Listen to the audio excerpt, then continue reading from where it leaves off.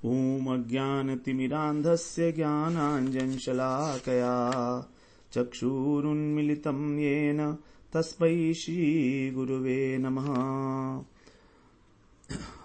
वन्देऽहं श्रीगुरो श्रीयुतपदकमलं श्रीगुरून् वैष्णवांश्च श्रीरूपं साग्रजातं सहगण रघुनाथान्वितं तं सजीवम् साद्वैतं सावधूतं परिजन सहितं कृष्ण चैतन्य देवं श्रीराधा कृष्ण पादान् सहगण ललिता श्री विशाखान्वितांश तमादिदेवं करुणानिधानं तमालुवर्णं सुहितावतारम् अपार संसार समुद्र सेतुम् भजामहे भागवत स्वरूपम्। हे देव हे दैत हे करुण भुवनैक बंधो हे कृष्ण हे चपल हे करुणैक सिंधो हे नाथ हे रमण हे नयनाभिराम हा हा कदानुभवितासि पदं दृशोर्मे। श्री कृष्ण चैतन्य प्रभो नित्यानंद श्री अद्वैत गदाधर शिवसदि गौर भक्त वृंद। हरे कृष्ण कृष्ण कृष्ण हरे हरे हरे राम राम राम हरे हरे। हरे कृष्णा। सर्वप्रथम मैं अपने गुरुपाद पद्म ओम विष्णुपाद अष्टोत्तर शत श्री श्रीमद् भक्ति वेदांत माधव गोस्वामी महाराज के चरण कमलों में अनंत कोटि दंडवत प्रणाम ज्ञापन करता हूं। हम लोग श्रीमद् भागवत पुराण का द्वितीय स्कंध में हम लोग श्रवण कर रहे हैं। उसमें हमारा छठा अध्याय चल रहा है जिसमें भगवान की विभूतियों का वर्णन किया गया है। हम लोग पिछले सत्र में ही इस बात का चर्चा कर आए हैं कि यहाँ पर ये जो विभूतियां हैं ये विराट पुरुष की न होकर भगवान की हैं, क्योंकि 7वें श्लोक में भगवान ने कहा, वहां पर ब्रह्मा जी कह रहे हैं हरिश चरण आस्पदम, कि भगवान के जो चरण हैं, तो भगवान के चरण जो हैं ये सब प्रकार के आश्रय हैं। उसी प्रकार से उससे पहले की जितनी भी बातें कही गई हैं पहले श्लोक से लेकर और 7वें श्लोक तक, वो सभी भगवान ही उन सबके उत्पत्ति स्थान हैं। अर्थात भगवान के द्वारा ही जो जितनी भी पंच महाभूत हैं और इसके बाद पृथ्वी जल अग्नि वायु आकाश महत्त्व अहंकार प्रकृति मन हमारी इंद्रियों के विषय उनके देवता, ये सब भगवान से ही प्रकट हुए हैं, उत्पन्न हुए हैं। वही वास्तव में सर्व कारण है।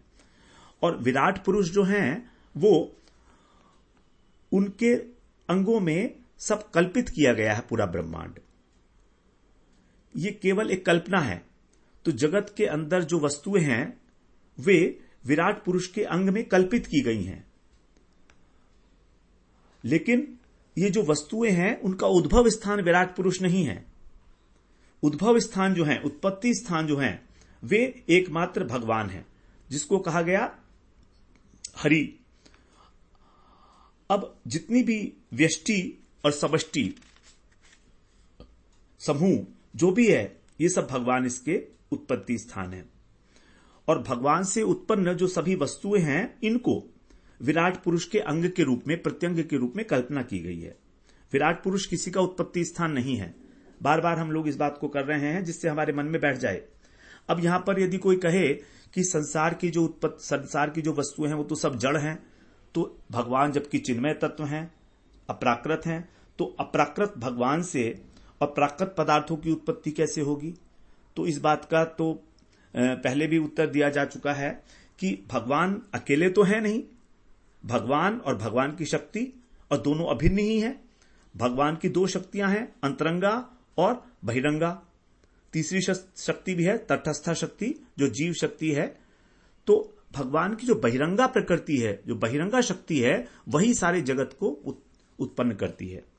तो यद्यपि ये सारे कार्य बहिरंगा शक्ति अर्थात माया के हैं, लेकिन क्योंकि शक्ति शक्तिर्मतिर अभेदा, अभेद है शक्ति और शक्तिमान में, इसलिए यही मानना पड़ेगा कि ये भगवान से ही सब उत्पत्ति हुई है।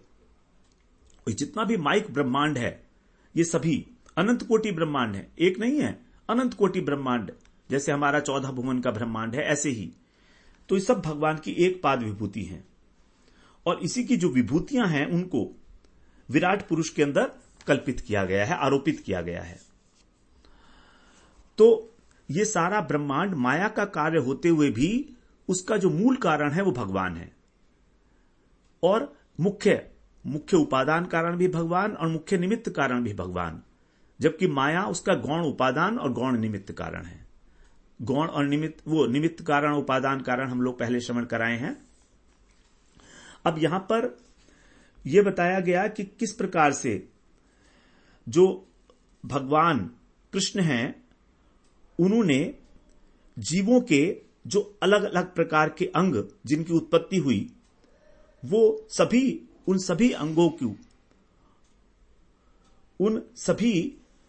अंगों की जो है कल्पना की गई है ब्रह्मांड के रूप में विराट पुरुष में। बस इतना ही। अब यहां पर भगवान की महिमा का वर्णन है, न कि कल्पित पुरुष की।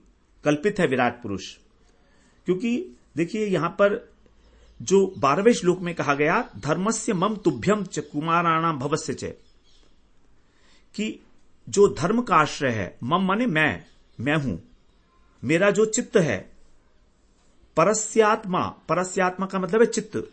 इस 12वें श्लोक को हम लोग वहां पर विश्लेषण नहीं कर पाए थे, तो यहां पर परस्य का अर्थ है जो भगवान का चित्त है वो किस चीज का आश्रय है। भगवान का जो चित्त है वो धर्म का आश्रय है।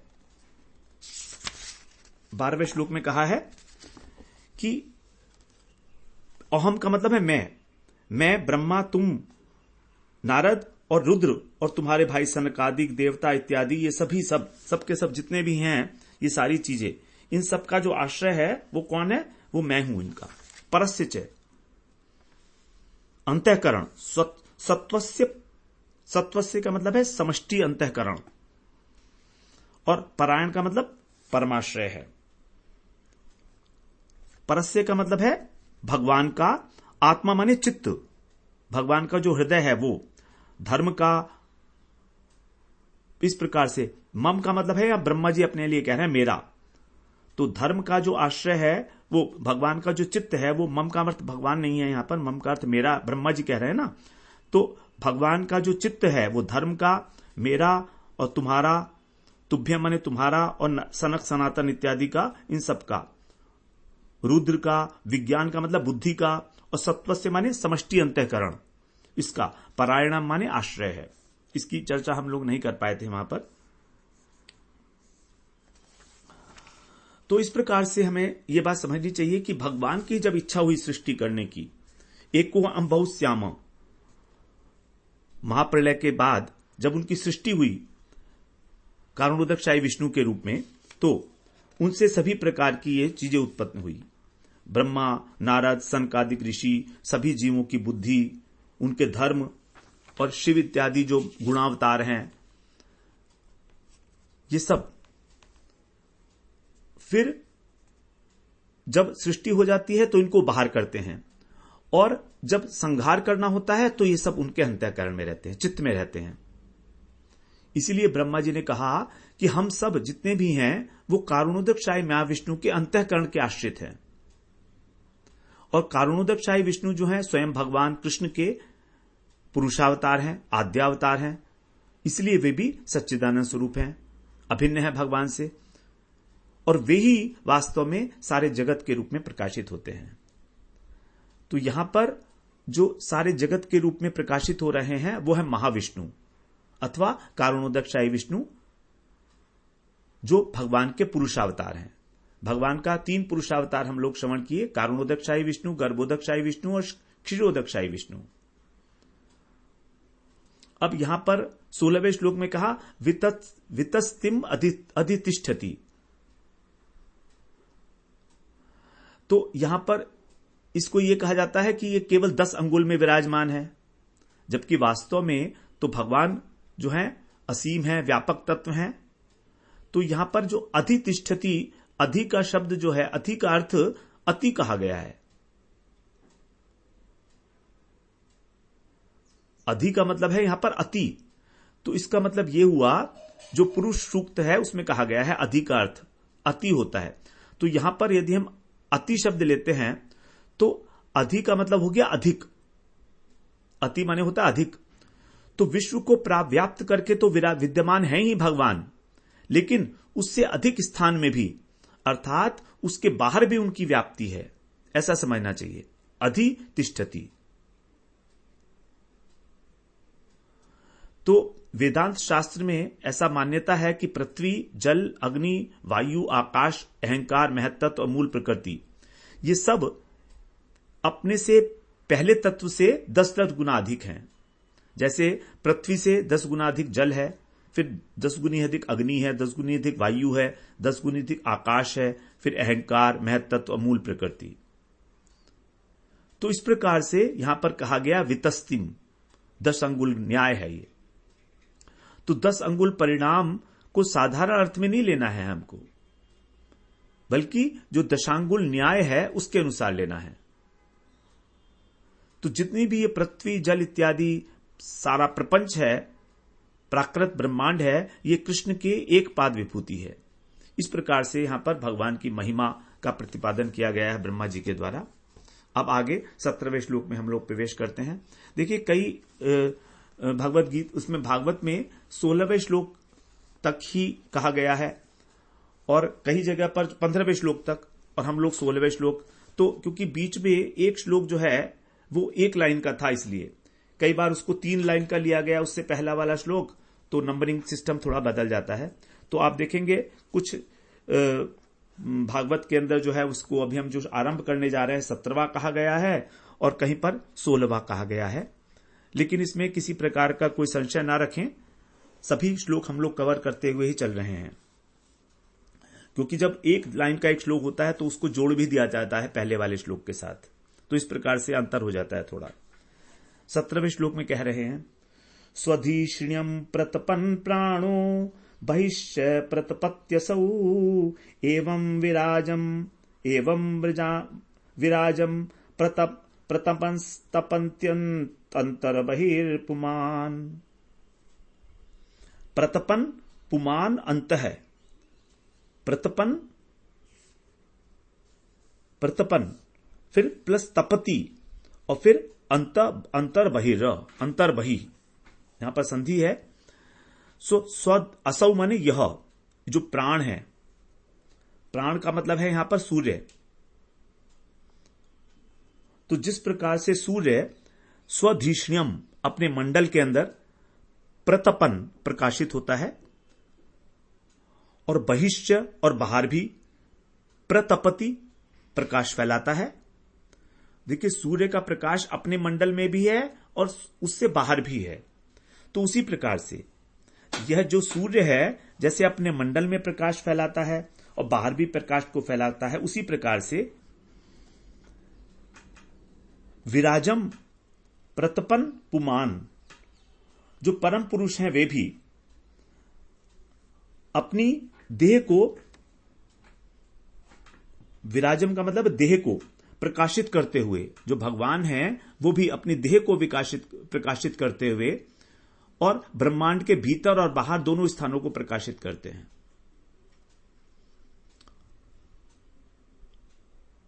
जो विराट पुरुष ब्रह्मांडमय कहा गया है, जिसकी कल्पना की गई है, तो इस ब्रह्मांडमय विराट पुरुष की देह को, तो भगवान की देह नहीं है, भगवान की जो ये निकले हैं सब ब्रह्मांड भगवान से, उस ब्रह्मांड की जो विराट पुरुष के रूप में देह मानी गई है, उस देह को प्रकाशित करते हैं।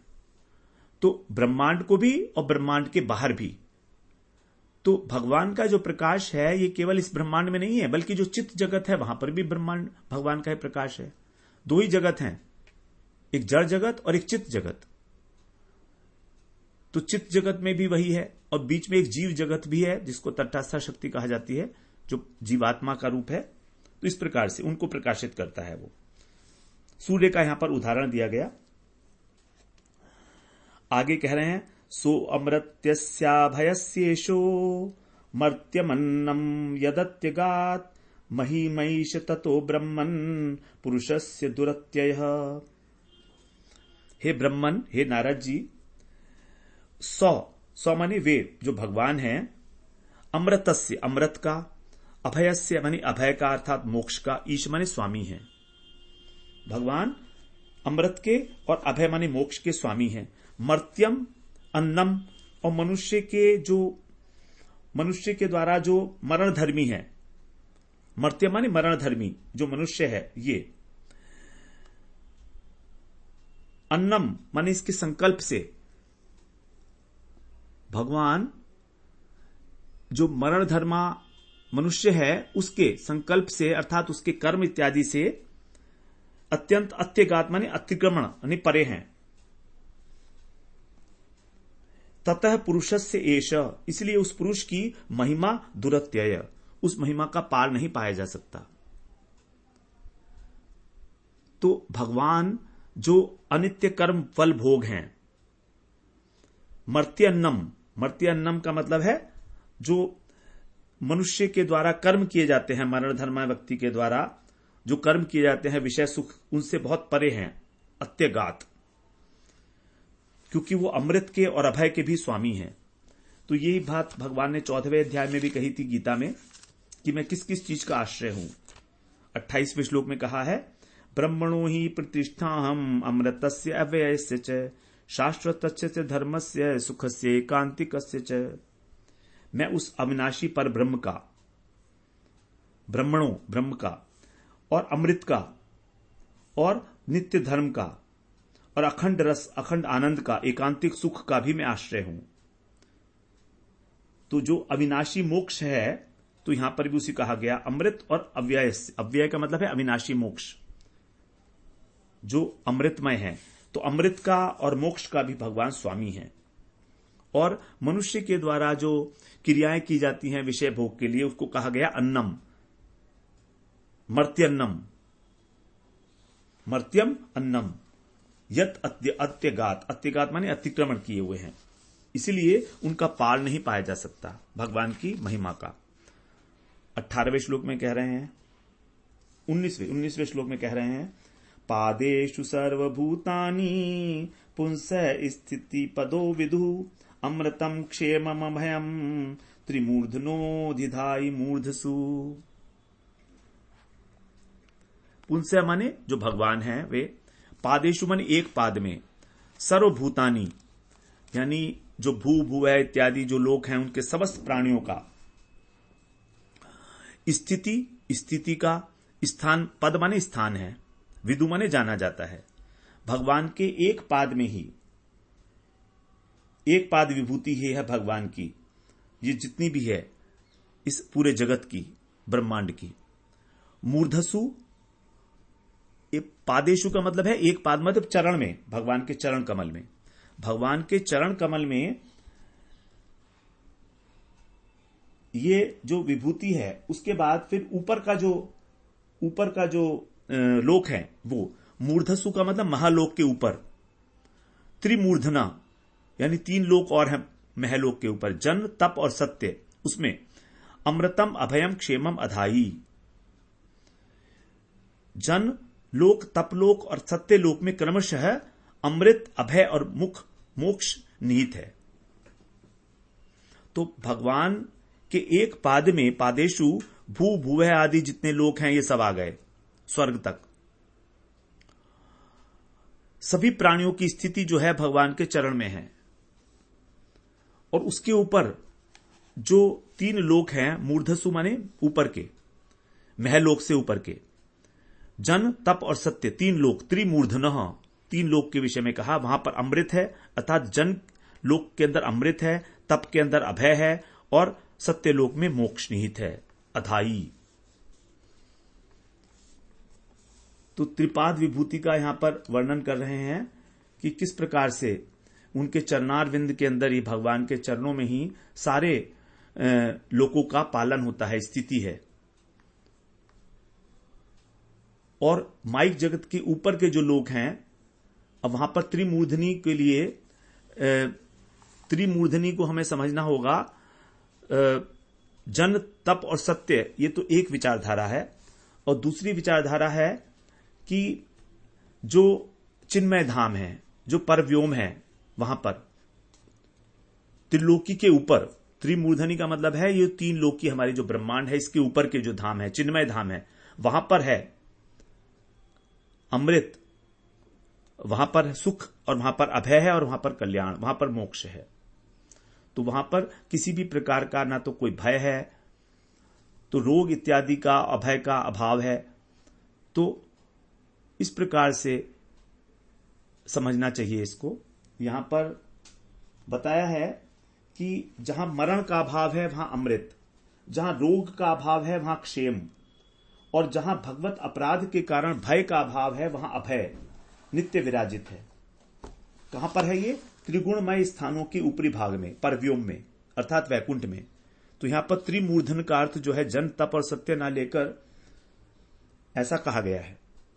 अलग अलग प्रकार के विचार है, और ये भी यही ठीक लगता है, क्योंकि जन, तप और सत्य में तो अमृत, अभय और मोक्ष नहीं हो सकता। ये तो सब ब्रह्मांड के अंतर्गत आ गया। इसीलिए तो विराट पुरुष के एक पाद में तो सारा का सारा माइक जगत है, और तीन पाद विभूति उनकी माया से रहित है। यह है इसका अर्थ वास्तव में। उस तीन पाद विभूति के अंदर ही जो है अमृत है, अभय है और क्षेम है। वहां पर बद्ध मुक्त जीव विराजमान है। तो वहां पर ना तो मृत्यु है, ना किसी प्रकार की व्याधि है, और ना भय है। सर्वदा ही वहां पर अमृत, क्षेम और अभय की सर्वदा, सदा सर्वदा स्थिति बताई गई है। इसलिए उसको कहा गया त्रिपाद विभूति। तीन पाद मतलब अमृत, क्षेम और अभय तीनों हैं उसमें। अब आगे कह रहे हैं 20वें श्लोक में, पादास्त्रयो बहिश्चासन प्रजानाम ये आश्रमः अंतस्त्रिलोक्यास्त्वपरो ग्रह मेधो अबृहद्व्रतः। य अप्रजानाम,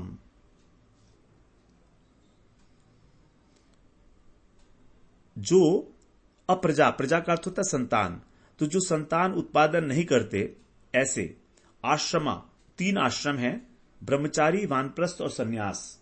इन तीन आश्रमों को जो प्राप्त होने योग्य लोक हैं, त्रिलोकिया, वे कौन से हैं? जन, तप और सत्य। और वे ये तीनों लोग जो हैं इन भगवान के जो त्रिपाद अंश में और त्रिलोकी के बाहर में स्थित हैं। देखिए, त्रिपाद अंश में, यहां पर तो जन, तप और सत्य को त्रिपाद अंश में कहा गया है। यहां पर ये जो त्रिलोकी है और तीन पाद विभूति है, इसको समझना बड़ा मुश्किल है। अलग अलग जगह अलग अलग प्रकार से इसका वर्णन किया गया है। तो कह रहे हैं कि जो ब्रह्मचारी हैं, नैष्ठिक ब्रह्मचारी हैं, वानप्रस्थी हैं और सन्यासी हैं, वे इस माइक ब्रह्मांड के बाहर जो त्रिपाद विभूतिमय आवरण है उसमें स्थित हैं। और जो चौथे हैं, गृहस्थी हैं, आश्रमी हैं, जो ब्रह्मचर्य से रहित हैं और ग्रह में आसक्त हैं, उनको एक पाद विभूति में अर्थात माइक ब्रह्मांड में रहना होता है, अर्थात भूलोक, भूलोक और स्वर्गलोक में रहते हैं। तो गृहस्थ जो कर्मी हैं उनको इन त्रिलोकी के अंदर स्थान दिया गया है। त्रिलोक कौन से हैं? भूलोक, भुवलोक और स्वर्गलोक। भूलोक से यहां पर नीचे के भी सभी लोग लेने पड़ते हैं। जो अधोलोक है, तल, अतल, वितल, तलातल इत्यादि, वो सब भूलोक में ही आ जाते हैं। लेकिन जो तीन प्रकार के आश्रम हैं, वो ऊपर के तीन लोग जो हैं, जन, तप और सत्य, उसमें रहते हैं। इन त्रिलोकी के बाहर में स्थित हैं, क्योंकि त्रिलोकी जो है वो केवल यहां तक ही है, स्वर्गलोक तक। आगे कह रहे हैं 21वें श्लोक में, सती विचक्रमे विश्वं शासनाशने उभे यद विद्या च पुरुषस्तु भयाश्रय। सृष्टि का मतलब है सृष्टि।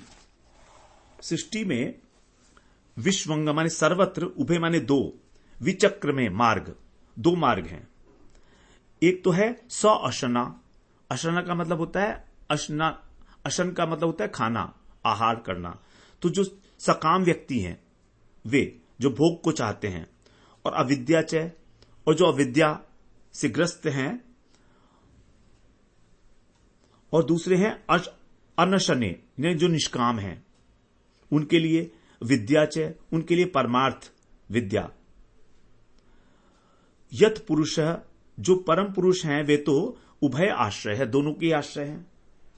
जो भगवान हैं वे तो चाहे सकामी हो चाहे निष्कामी हो, सबके आश्रय हैं। तो कर्मवश अविद्या और विद्या के वशीभूत होकर जीव एक पाद और त्रिपाद विभूति को प्राप्त करता है। उसके दो मार्ग हैं, दक्षिण मार्ग और उत्तर मार्ग। दक्षिण मार्ग जो है वो भोग का साधन है, अविद्या रूप है, जिसको भगवान ने कहा गया दक्षिणायन उत्तरायण, वहां पर गीता में 8वें अध्याय में। तो जो उत्तर पथ है वो मोक्ष का साधन है, विद्या रूपी है, ज्ञान रूपी है। तो अविद्या की दशा में जीव एक पाद विभूति में रहता है, और विद्या को प्राप्त करके फिर वो त्रिपाद विभूति को प्राप्त करता है। लेकिन भगवान जो है विद्या के और अविद्या के दोनों के ही आश्रय हैं। अर्थात ये दोनों प्रकार की जो माया है, अविद्या और विद्या, ये भगवान के ही अधीन है। देखिए, माया की दो वृत्तियां हैं, एक है विद्यावृत्ति और एक है अविद्यावृत्ति। विद्यावृत्ति का मतलब है माया का सतुगुण, अर्थात जिसके द्वारा ये जाना जाता है कि हम आत्मा हैं, हम शरीर नहीं हैं। तो ज्ञानी लोग जो हैं वो विद्यावृत्ति का आश्रय लेकर और एक आत्म अनात्म विवेक को धारण करता है। लेकिन जो कर्मी है, जो विषयी है, वो माया की जो दूसरी वृत्ति है अविद्यावृत्ति, उसके दो अंश हैं।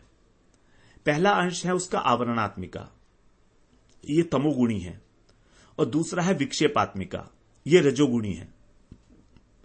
तमोगुणी अंश क्या करता है? आवरणात्मिका जीव के स्वरूप को ढक लेता है, अंधकार हो जाता है। तमोगुण का मतलब अंधकार हो गया। तो अब उसको यह नहीं पता कि वो कौन है। और विक्षेपात्मिका, जब उसको यह नहीं पता कौन है और उसको सामने संसार दिखता है, संसार के सम्मुख है, तो अब उसका जो स्वरूप है वो विक्षेपित होकर और संसार की तरफ आकृष्ट हो गया। तो अब वो स्वयं को संसारी मानने लगा, स्वयं को मरण धर्मा मानने लगा, अर्थात स्वयं को शरीर मानने लगा। यह है विक्षेपात्मिका वृत्ति, अर्थात रजोगुणी वृत्ति। क्योंकि रजोगुणी वृत्ति में क्रिया होती है,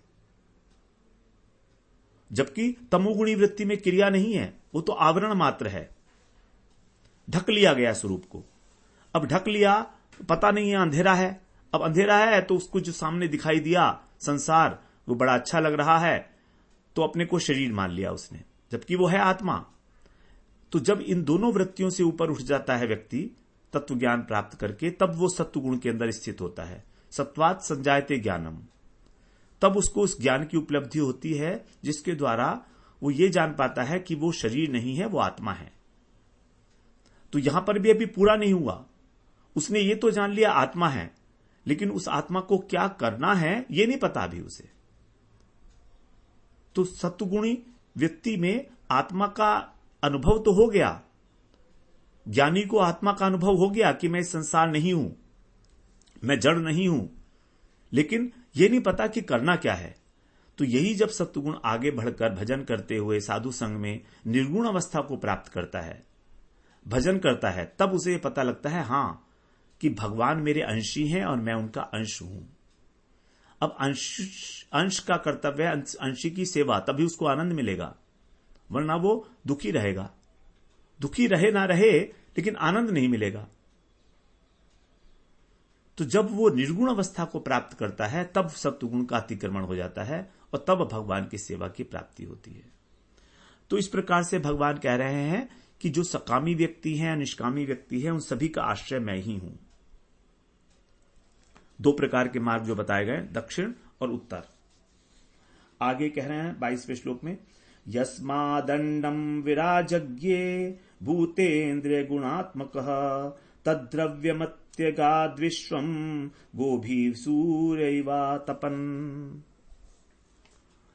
यस्मात् माने जिन, भगवान से, अंडम माने ब्रह्मांड, भूत माने पंच महाभूत, इंद्रिया माने एकादश इंद्रियां, 5 ज्ञानेन्द्रियां, 5 कर्मेंद्रियां और मन, गुणात्मक गुणों से युक्त, विराट, यहां पर विराट की बात आई है। तो जो इन चीजों से युक्त विराट पुरुष है, यज्ञ माने उत्पन्न हुए,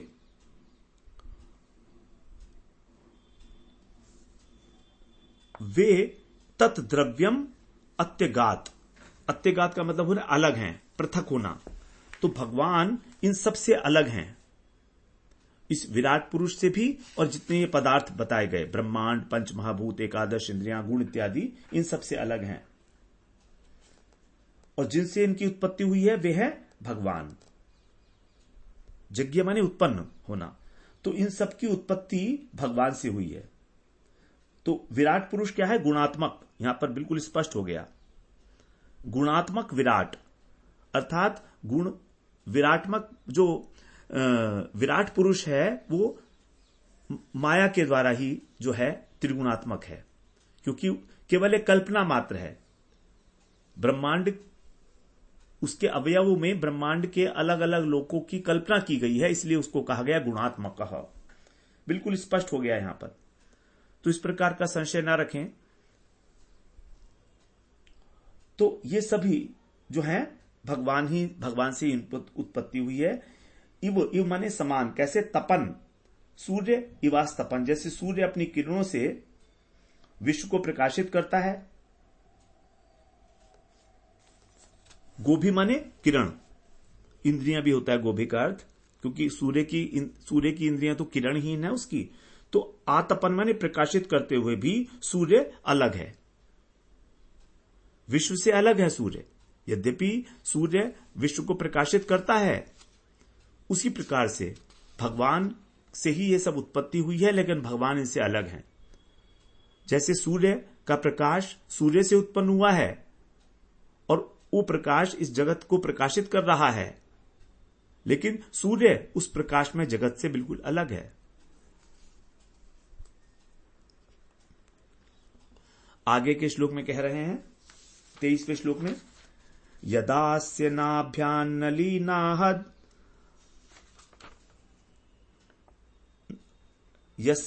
यदास्य नाभ्यत नलीनातहम आसम महात्मन नाविदम यज्ञ संभारान पुरुषावयवादृते। यत माने जब, अस्य माने इस, महात्मा ने माने महात्मा से मतलब भगवान से, कि भगवान की नाभ्यात माने नाभि से। तो जब भगवान की नाभि से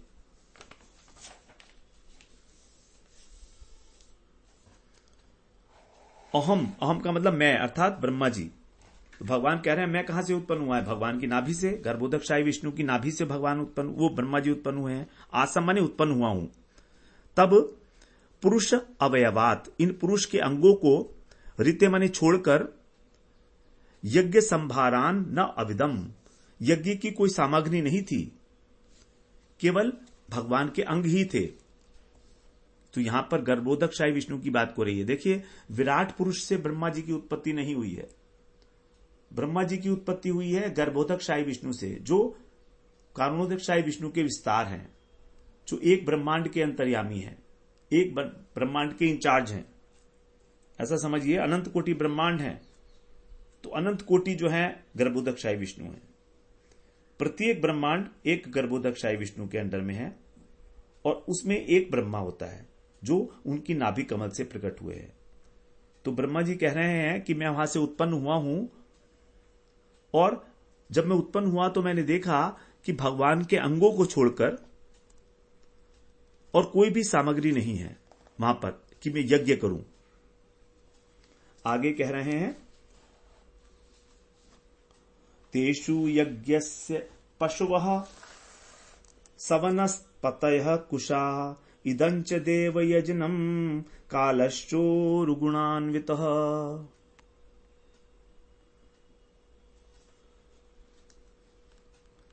तेषु माने उनमें, भगवान में, यज्ञ से माने यज्ञ की, पशु माने पशु, पशु का अर्थ है यहां पर दूध घी इत्यादि, और यज्ञ पशु दोनों ही हो गए, गौ इत्यादि। सवनस्पतयः वनस्पतियों के सहित, कुशा माने कुशों का, कुशों की, इदम माने इस प्रकार से, देव यजनम भगवान की यजन करने के लिए, यज्ञ के यजन करने के लिए, उरु गुणान्वित बहुत से गुण वाले, कालम च काल की भी कल्पना की। ब्रह्मा जी ने कल्पना की, कालम च अर्थात उन्होंने जो यज्ञ पशु है और यज्ञ की सामग्री है, जैसे स्तंभ इत्यादि होते हैं, और कुश यज्ञ के लिए उपयुक्त स्थान, और उत्तम काल, क्योंकि यज्ञ के लिए बसंत इत्यादि का जो समय है वो अत्यंत उपयुक्त होता है। तो और जितनी भी सामग्रियां हैं उसका संग्रह कहां से किया? ब्रह्मा जी ने भगवान के अंगों से ही संग्रह किया। 24वें श्लोक में इस प्रकार से यहां बताया। अब क्या क्या सामान जो है वो संग्रह किया गया है, वो आगे 3 श्लोक हैं, एक साथ ही उसको पढ़ना पड़ेगा, तो जितना हम पढ़ सकते हैं कर लेते हैं। वस्तुन्योषधयः स्नेहा रसलोह मृदो जलम ऋचो यंजूषि सामानी चातुर्होत्रं च सप्तम नामधेयानि मंत्राश्च दक्षिणाश्च व्रतानि च देवतानुक्रमः कल्पः संकल्पस्तंत्रमेव च गतयो मतयश्चैव प्रायश्चित्तं समर्पणम् पुरुषावयवैरेते संभारा संभृता मया। यज्ञ करने के लिए जो सत्तम का मतलब है, हे सत्तम, हे सत्पुरुष नारद जी, यज्ञ के लिए जो वस्तुनी माने वस्तुओं की, औषधियों की, स्नेह माने घी तेल की, और 6 प्रकार के रसों की, लोह माने लोहा, मृद माने मिट्टी, जलम मिट्टी की, जल की, लोहे की, ऋचा माने ऋचाओं की, यंजूषी माने यजुर्वेद, सामानी माने सामवेद की स्तुति, आतुर्होत्रम और चातुर्होत्र की। ये सारी चीजें जो होता, 4 प्रकार के ऋत्विक होते हैं ना, होता, उद्गाता, ब्रह्मा और ऋत्विक, इन सब चारों की, और इन सब चारों के द्वारा जो कर्म किए जाते हैं वे, और इसके अतिरिक्त यज्ञ इत्यादि, तो नामधेयानि यज्ञों के नाम, मंत्र, दक्षिणा, व्रत, देवता, और अनुक्रम कल्पः माने जो विधि है उसकी किस प्रकार से किया जाएगा, ये सब, संकल्प और तंत्र माने जो अनुष्ठान कैसे किया जाएगा, रीत एव माने उसकी भी, तो संकल्प इत्यादि कि मैं यज्ञ करूंगा, इस प्रकार का जो संकल्प है ये, और इसके आगे फिर गतयो माने गतियां, मते माने बुद्धि, श्रद्धा, प्रायश्चित, समर्पण, और एते माने इतनी, संभारा माने सामग्रियां। यज्ञ के लिए देखिए कितनी सारी सामग्रियों की बात की गई है। तो इन सब सामग्रियों की पुरुषः अव्यय ही है, उस पुरुष के अंगों से मया संभृता, मेरे द्वारा इकट्ठी की गई। मैंने उस पुरुष के अंगों से ही ये सारे वस्तुओं को एकत्रित किया, क्योंकि वो सब कुछ वस्तुएं जो यज्ञ की थी वो उस पुरुष के अंगों में ही निहित थी। किस पुरुष के यहां पर कह रहे हैं? गर्भोदकशायी विष्णु के। तो गर्भोदकशायी विष्णु के ही अंगों में ये सारी चीजें थी, और वहीं से मैंने इसको एकत्रित किया है। गर्भोदकशायी विष्णु जो द्वितीय पुरुषावतार हैं वहां पर, तो भगवान के अंगों में ही पशु, वनस्पति, कुश, यज्ञ भूमि, उत्तम काल, औषधि, घृत, रस, लोहा, मिट्टी, जल, ऋक, यजु, साम, चातुर्होत्र, यज्ञों के नाम, मंत्र, दक्षिणा, व्रत, देवताओं के नाम, यज्ञ करने की विधि, पद्धति, संकल्प और तंत्र, गति, मति, श्रद्धा, प्रायश्चित, समर्पण, ये सब यज्ञ सामग्री है। जिसको वहां पर ब्रह्मा जी ने एकत्रित किया गर्भोदक्षाई विष्णु के अंगों से। इस प्रकार हम लोग 27वें श्लोक तक आश्रवण किए। वांछा कल्पतरुभ्यश्च कृपा सिंधुभ्यैव च पतितानां पावनेभ्यो वैष्णवेभ्यो नमो नमः।